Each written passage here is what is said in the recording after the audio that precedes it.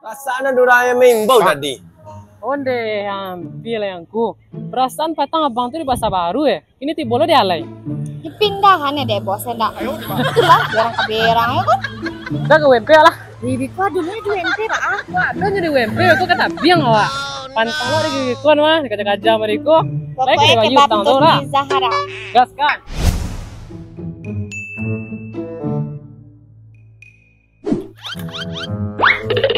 Kenapa matang kan? Utang, woi. Kado ya Yasko ah.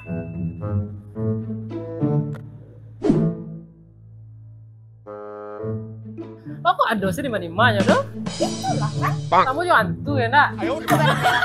Bang, coba aja bang. Yo bang, tunggu sebentar lu.